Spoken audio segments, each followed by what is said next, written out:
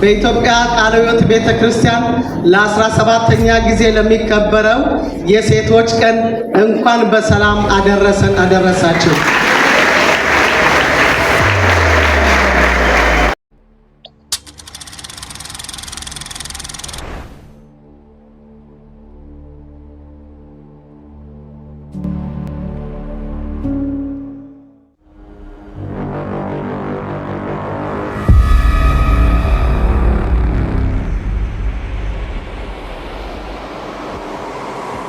በማመን እሱ ደስ የሚሰኘው በምህረቱ በሚተማመኑ ነው።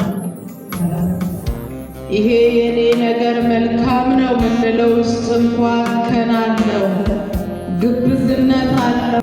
ስለዚህ በፊቱ በዚህ ማለዳ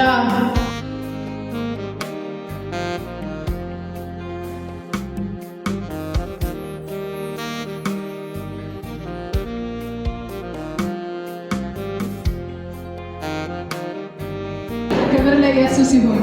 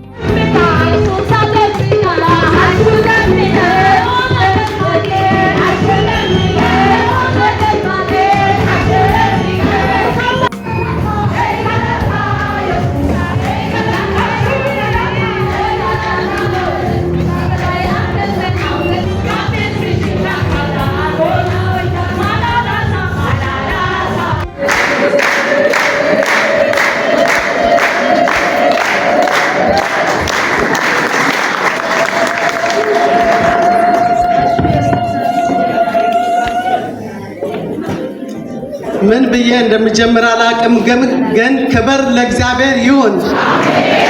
ክብር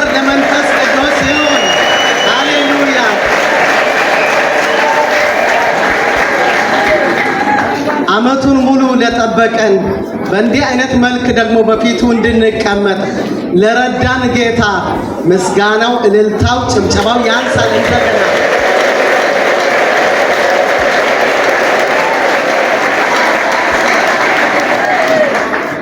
ክብር ለወደደን ይሁን። ጌታ የተባረከ ይሁን። ይህንን የሰላም ጊዜ ይሰጠን። ይህንን ቁጭ ብለን ከእግሩ የምንማርበትን ቀን የቀጠረልን ዓመቱን ሙሉ የተሸከመን የጌታ ስም የተባረከ ይሁን።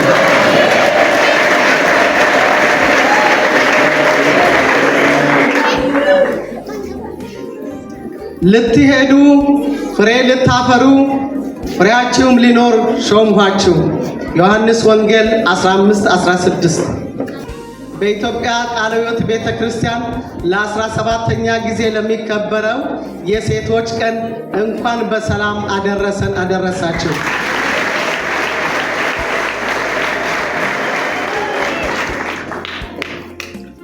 በ1984 ዓመተ ምህረት የኢትዮጵያ ቃለ ሕይወት ቤተ ክርስቲያን የሴቶች አገልግሎት ስያሜ አግኝቶ በዋና ጽሕፈት ቤት ቢሮ ተከፍቶ በ4 መዋቅር ተደራጅቶ ስራ ከጀመረ ዓመታት አልፈዋል። በእነዚህ ዓመታት ከተሰሩ ተግባራት ከብዙ በጥቂቱ የወንጌል ስርጭት፣ በጸሎት ኅብረት፣ ወንጌላውያንን በመላክ፣ በመዝሙር አገልግሎት፣ በጋራ መጽሐፍ ቅዱስን በማጥናት በማህበረሰቡ ዘንድ የተቸገሩትን መርዳት፣ የታመሙትን መጠየቅ፣ የማረሚያ አገልግሎት የመሳሰሉ ማሳያ ናቸው።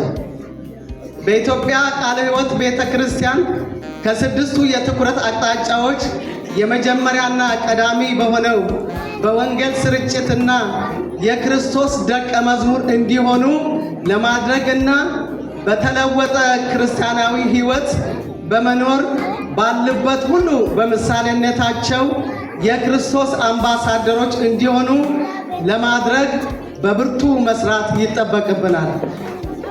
ከዚህም ጋር የሴቶች አገልግሎት የሚያቅፈው የዕድሜ ክልል ከ9 ዕድሜ ጀምሮ ሲሆን በዚህ ዕድሜ ውስጥ ያሉ ወደ አገልግሎቱ የሚመጡ ቁጥራቸው እጅግ አናሳ ስለሆነ እንዲሁም ደግሞ ወደ አገልግሎቱ እንዲመጡ የብዙዎች ድጋፍ የሚሻ ስለሆነ የትዳር አጋሮቻቸው፣ የቤተሰብ፣ የቤተ ክርስቲያን ድጋፍ ወሳኝ ስለሆነ እንድታበረታቷቸው አደራ እያል ኑ የእግዚአብሔርን መንግሥት አብረን እንስራ እላለሁ።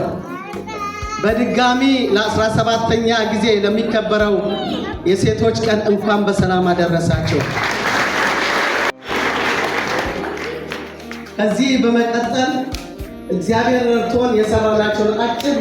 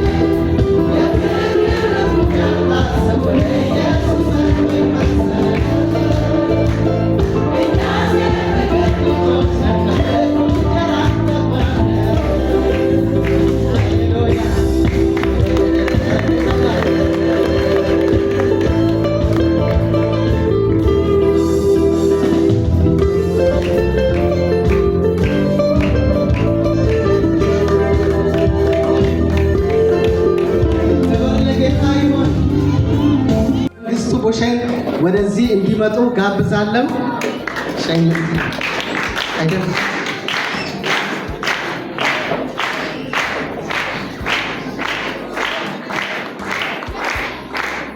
እንደገና ደግሞ የአጥቢያችንን ምክትል ሰብሳቢ አቶ ታገለኝ ተስፋዬን ወደዚህ እንዲመጡ ጋብዛለሁ።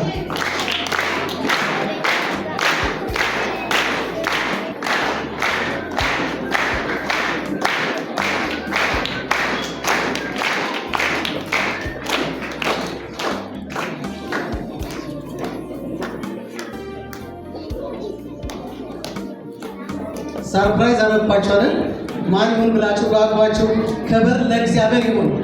በሕይወት ምሳሌነቷ በቤተ ክርስቲያን አገልግሎት ትጋቷ እግዚአብሔር በብዙ የረዳትን እህታችንን ዘርፌን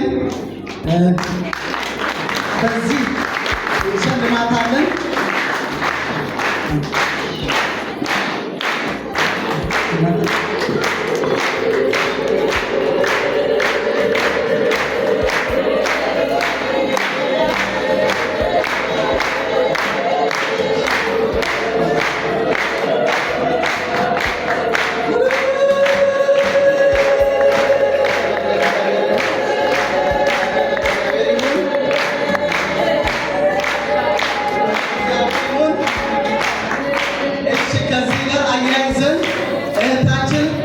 እንደ ቃሉ እንደ ኢትዮጵያ ቃሎት ቤተክርስቲያን በሴቶች የመባረክ ስርዓት አለ። ጉባኤውን ትባረካለች፣ ትውልዱን ትባረካለች።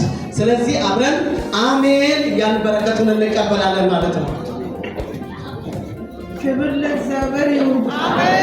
ክብር ለእግዚአብሔር ይሁን።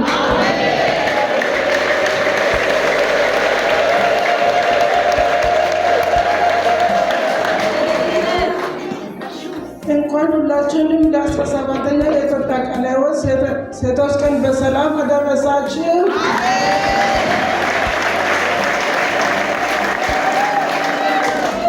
በእግዚአብሔር በረከት እባርካችኋለሁ። እግዚአብሔር ይባርካችሁ። እግዚአብሔር ይጠብቃችሁ። እግዚአብሔር ፊቱን በእናንተ ላይ ያብራ። እግዚአብሔር ይርዳችሁ። እግዚአብሔር ይራራላችሁ። ሰላምን ይስጣችሁ። በአብ በወልድ በመንፈስ ቅዱስ አንድ አምላክ ስም